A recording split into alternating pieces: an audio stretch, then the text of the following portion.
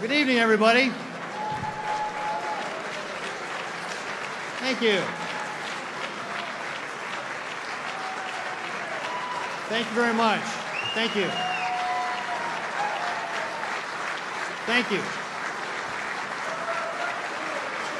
Thank you very much.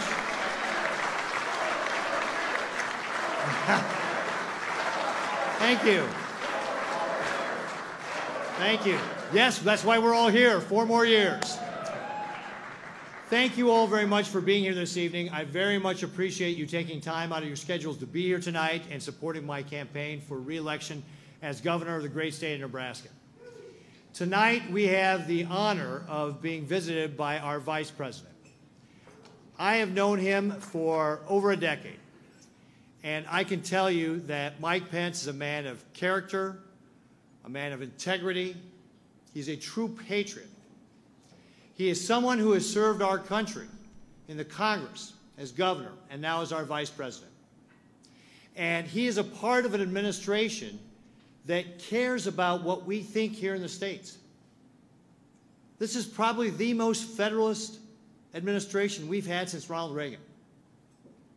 They have, in just the short year they've been in office, they have rolled back job-killing regulations like the waters of the U.S.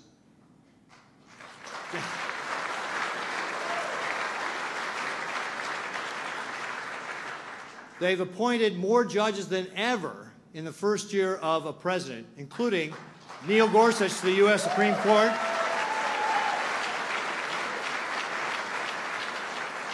and one of our friends, Steve Draws, to the 8th Circuit Court of Appeals.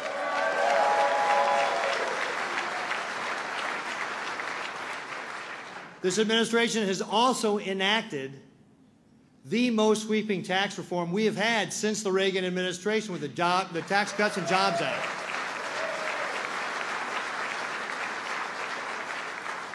We were at the White House a couple of weeks ago, and General John Kelly said that every time there's a policy question, the president says, what do the governors think? And I got to believe that's because of our vice president, Mike Pence, who was a governor. Please help me give a warm Nebraska welcome to a man who, if I had come out here and he had told me what to say, he'd say, just make it brief. I'm a Christian, I'm a conservative, and I'm a Republican in that order. That is what our vice president describes himself as. Please help me welcome the Vice President of the United States, Mike Pence.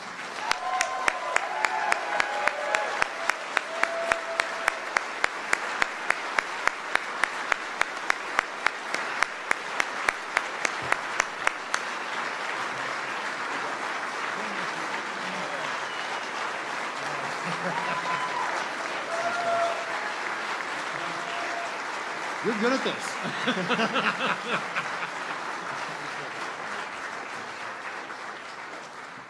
Well, hello, Nebraska. I'm Mike Pence. It's my great honor to be Vice President of the United States of America, but I am here tonight because Nebraska needs 4 more years of Governor Pete Ricketts.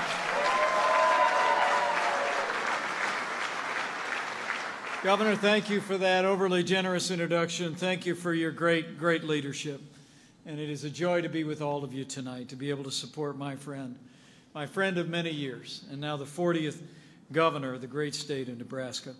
And I bring greetings tonight from a great friend of Nebraska and a great friend of your governor. I bring greetings from the 45th President of the United States of America, President Donald Trump.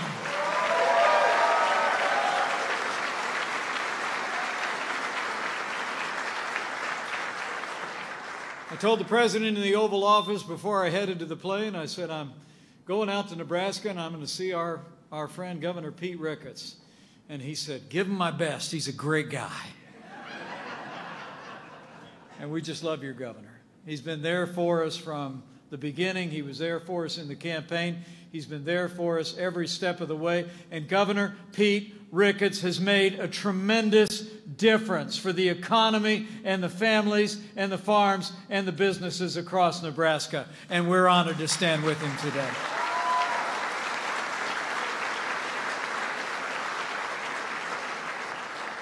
I'm really here because I stand with President Donald Trump. I'm here because we stand with Governor Pete Ricketts. And come to think of it, we also always stand for our flag and our national anthem.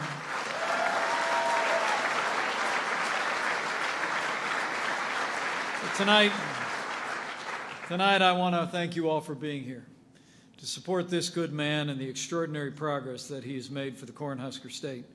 I met Pete Ricketts years ago when I was a backbench member of Congress, and he saw me on C-SPAN or something, I don't know.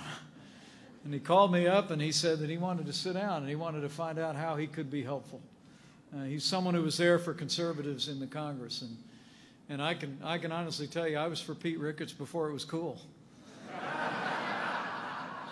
I mean, I met this guy, and I just thought there's something special about him. Here's somebody that made a great success in business, but I could tell from the first time that I met your governor, I could tell he had a heart for public service. He had that servant's heart. He wanted to take what he had learned growing up in one of the storied families of the Midwest and building a great business on his own, but he wanted to apply it in a way that would make a difference in the lives of the people of Nebraska, and so he has. I mean, he's essentially run the state government like a business, and it's made an incredible difference. I just pulled a couple of statistics, and I'm just glad I'm not a governor competing with Pete Ricketts anymore, to be quite honest with you. I mean, he's cut the growth rate of government spending by more than 90%. He's cut by more than 4% of the state payroll.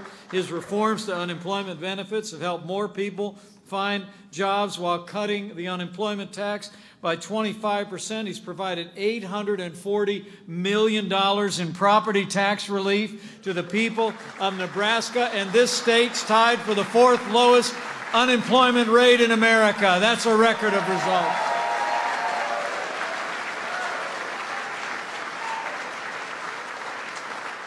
I mean, think about it. 2017, Nebraska won the Governor's Cup for the most economic development projects per capita.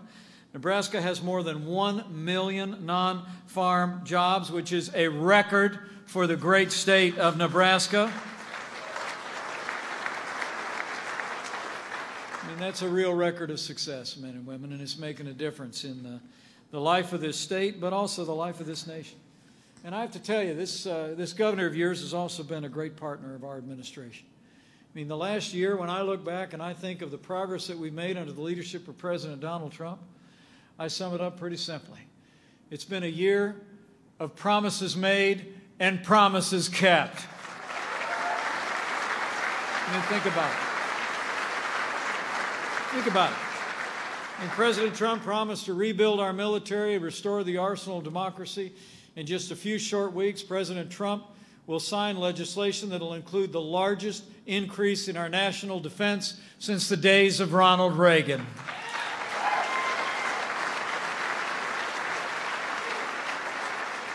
He promised to stand with the men and women in law enforcement to enforce our laws and secure our borders. And as I stand before you today, illegal crossings at our southern border are down by nearly 50%. And the President also promised to restore American leadership abroad.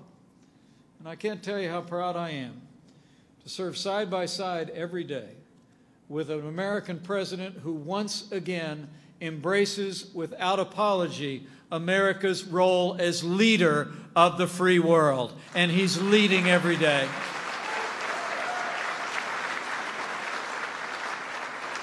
I mean, it's under the leadership of President Donald Trump, we're standing with our allies and standing up to our enemies as never before. Standing with our allies included keeping a promise that one president after another had made for more than 20 years. And President Trump made history when he announced that we are moving the United States Embassy to Jerusalem, the capital of the state of Israel. The President promised that we'd give our armed forces the resources and flexibility they needed to take the fight to ISIS on our terms, on their soil. And as I stand before you today, Our armed forces, with the leadership of this Commander-in-Chief, have taken back more than 95% of the territory that ISIS had captured. Their caliphate has crumbled, and we will soon destroy ISIS completely, so it can no longer threaten our people, our allies, or our way of life. The President has put the leading state sponsor of terrorism on notice as well. And under President Donald Trump's leadership, we've made it clear to the Ayatollahs in Tehran that the United States of America will no longer certify the disastrous Iran nuclear deal.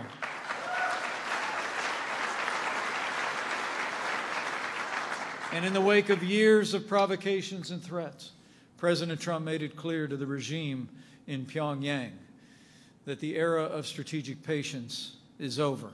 And this president has marshaled economic and diplomatic pressure as never before to isolate the regime in North Korea. Now, many of you may have heard reports today that suggest that North Korea might be willing to talk about denuclearization. And as the president said today, we hope there's progress. But as the president also indicated, we're prepared to go hard in either direction. And I want to promise you, we will remain firm in our resolve. We will continue to stand strong with our allies until North Korea abandons its nuclear and ballistic missile ambitions once and for all.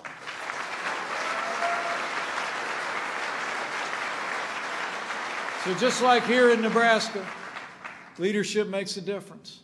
Makes a difference in your state house with this governor. It's made a difference in Washington, D.C. A stronger and safer America. But it's also made a difference in the economy of our nation. And with the firm support of Governor Pete Ricketts, this president's been busy from the first day of this administration. You know, I remember when we were out campaigning together in 2016, the president promised that we would repeal 2 federal regulations for every 1 new federal rule put on the books. And you know what?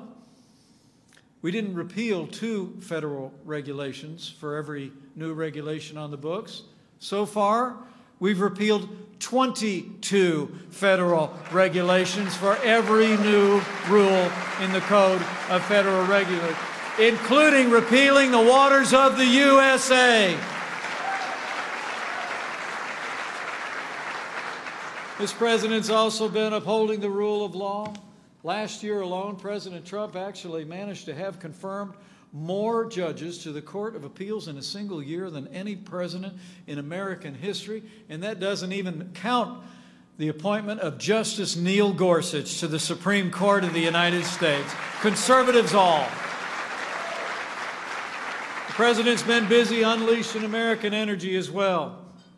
Approved the Keystone and Dakota pipelines in like the first few weeks of the administration, rolled back the Clean Power Plan, and President Trump put America first when we withdrew the United States from the Paris Climate Accord. We're always going to put America first when it comes to energy. But of course, the biggest promises made, promises kept, was what we managed to bring across the line just before Christmas, just like the president said. And I want to thank, again, Governor Pete Ricketts, who was in there every step of the way, making the case with your delegation in Washington, D.C., making the case, frankly, all over the country that the time had come for tax relief and tax reform. And there, just a few days before Christmas, President Trump signed the largest tax cuts and tax reform in American history. Promises made, promises kept. And that, in combination with the tax reform that Governor Ricketts has enacted here in Nebraska and all the other outstanding initiatives, that combined with the president's efforts have delivered real results. It's amazing to think that across the country, small business confidence is at an all-time high. More than 2.5 million new jobs have been created since Election Day 2016. Unemployment is at a 17-year low. And wage growth hasn't been this rapid across the country for more than 10 years. And we are just getting started. And here in Nebraska, you're seeing the results. Nelnet gave $1,000 bonuses to nearly all of their 4,100 employees. I think that's worth a round of applause. Pinnacle Bank gave bonuses to all Nebraska employees. Omaha Union Pacific said it had saved $6 billion this year. And even Warren Buffett said the tax cuts had created a huge tailwind for American business. And Warren Buffett is right. I mean, the typical Nebraska worker is going to see their wages, we believe, rise by $4,000 in the years ahead. And that's on top of the average $2,300 tax cuts that's coming to the typical Nebraska family of four. It's really an incredible record of success, but it's a record of partnership, everybody, and making a difference in people's lives. And that's really what you all are about today. I know you're here, and I'm the only thing standing in between you and dinner. And so I need to get off the stage and go to Kentucky tonight. But I just couldn't leave without asking you to do two things. Number one, as you think about the record that your governor has enacted here in Nebraska, the incredible progress that this state has achieved, when you think about the progress that we've made with your governor's support and with the support of all of you in this room, in really bringing back a stronger and more prosperous and safer America, I want to encourage all of the men and women who lead businesses in the city and on the farm all across Nebraska to leave here tonight and go tell somebody, okay? I want you to talk about that record of success, because it's not our administration's record. It's not even the governor's record. It's all of our record of success, because together we are bringing Nebraska back. Together we're bringing the American economy and American strength back. But I want you to go tell somebody. Tell somebody outside your place of worship, outside the CVS. Stop somebody at business. Just say, you know, I ran into Mike the other day and ran into Pete. And man, we're making real progress in Nebraska. And this country is coming back like never before in more than a generation. We're seeing America standing tall on the world stage. We're seeing the American economy responding, and investment as never before in our country. We're seeing jobs coming, as the president loves to say, pouring back into our country. And it's because of the leadership that you've supported and that you're supporting again tonight. But I want you to get out and tell somebody. I have to tell you, I will always believe, and I know that Pete feels the same way, that no amount of television commercials, no amount of mail pieces or radio ads or internet postings matter one fraction of the amount that when you take time to talk to someone who knows you and trusts you. And so I want to make sure you go out in the course of the balance of this election year and you talk to them about what this governor's accomplished for Nebraska. Talk to them about what President Trump and all of us have been able to accomplish for America. And the second thing I want to ask you to do is vote, right? Make sure you're registered to vote. Make sure you got your family registered to vote. Remember, when Election Day comes around, friends don't let friends vote alone. And we got to make sure that we send Pete Ricketts back for 4 more years. So get ready, Nebraska. And I might ask you to do one more thing if you're of a mind. You know, we're passing through a time of widening challenges around the world. Some unknowable threats. And it seems like we're passing through a time of too much division in America. And heartbreaking headlines that have struck us through acts of unspeakable violence and natural disasters. So the last thing I might say to you is, you know, if you're of a mind to avail yourself of that wellspring of strength that Americans throughout all our generations have taken advantage of, if you're of a mind from time to time to bow the head and bend the knee, I encourage you to do that too. To pray for this country. Pray in these challenging times that we have wisdom. To have government as good as our people. And, you know, although we're here tonight to support a great candidate, I'm not actually asking you to pray for one cause or one party or one candidate on this one. I think Abraham Lincoln might have had it about right. In his time, much greater challenges than we face, he was asked if he thought that God was on his side. And Abraham Lincoln said memorably, "You know, I rather concern myself more with whether we're on God's side than that God's on our side." So I encourage you to pray for America, for all those who serve her, and all the great people of this nation, because America matters far beyond our shores. And when you pray, pray with confidence, because I truly do believe that with Governor Pete Ricketts re-elected here in Nebraska, with the continued support of the Cornhusker State for all that you're accomplishing here and all that we're accomplishing across the country, with President Trump in the White House, and with God's help, we will make America safe again. We will make America prosperous again. And to borrow a phrase, we will make America great again. Thank you all very much. God bless you, Nebraska, and God bless the United States of America.